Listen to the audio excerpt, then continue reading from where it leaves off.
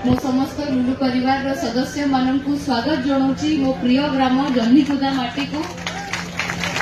आज 17तम बोईत बंदाण उत्सव आपण माने समस्ते जानिचंती मो स्वर्गत पिता एवं आपण समस्त प्रिय लुलु भाई 17 वर्ष तले এই कार्यक्रम आरंभ करथिले जन्नीखुदा ग्रामवासी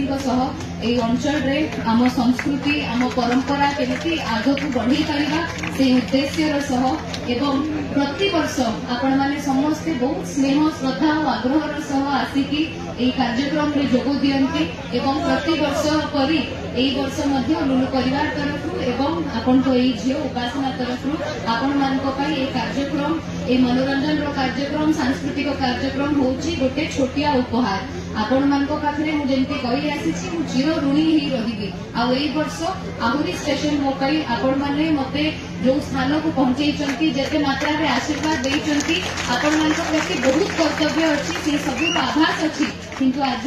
पवित्र कार्तिक पूर्णिमा उपलक्षे आपण समस्त को अंतररू हार्दिक शुभेच्छा और अभिनंदन जणाइबाकु चाहिए। पुणी थरे ए छोटिया उपहार आज कार्यक्रम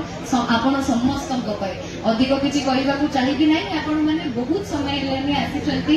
अनेक लोक चिलिका पार करके डंगा सहारा रे मध्य आसीचंती आशा करूची एवं निज काम उपरे आपण समस्तंकर सहयोग एवं साथ उपरे मध्य विश्वास अछि आसंता वर्ष गुडी करे डंगार सहारा रे आपण मानकू चिलिका पार करबाकू पड़िबो नाही